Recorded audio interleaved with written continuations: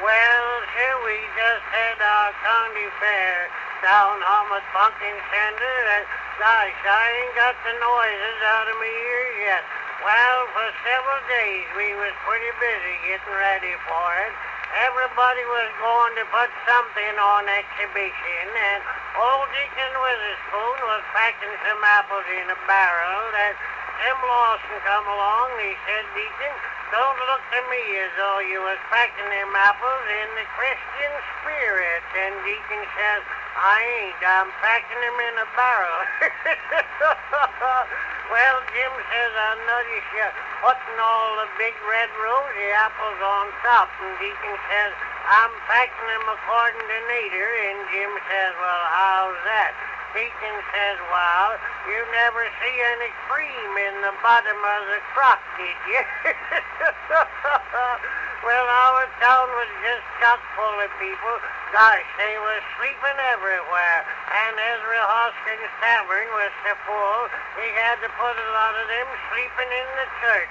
While along the night sometime we heard the church bells ringing and calculated as how there must be a fire. And Ezra sent his boy Rube over to the church to see what was the matter. And Rube come back and said that feller in pew 17 wants another hymn book for a pillar.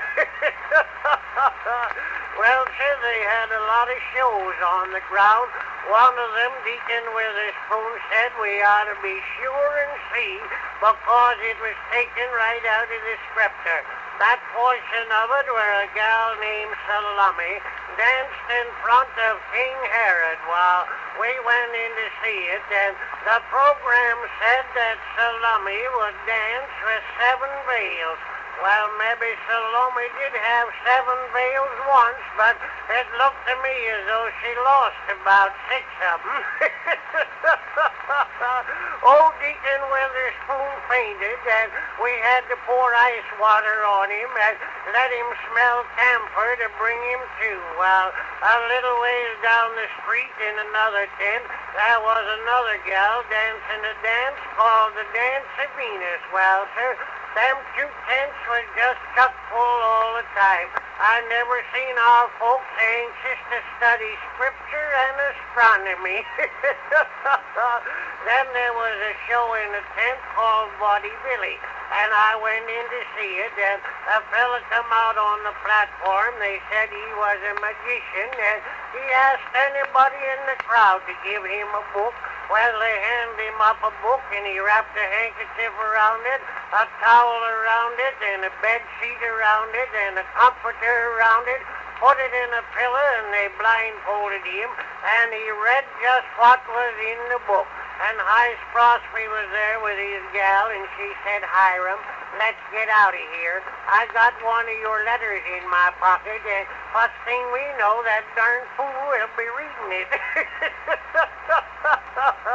Then we went down to look at the stock, and there was a lot of hogs on exhibition, and Jim got to looking at some of them. He said to the fellow what owned them, they look kind of peculiar. How'd you fatten them? Feller said, well, I just turned them out in the pasture and let them eat grass and get fat. And Jim said, took quite a lot of time, didn't it? And the feller said, yeah, but what's time to a hog?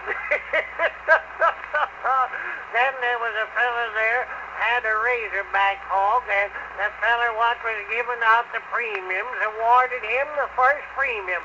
We wanted to know what for, and he said, on account of speed. And when we asked him what speed had to do with a hog, he said, well, out where he lived, if you had a hog what couldn't outrun the neighbors, you might just as well not have the hog.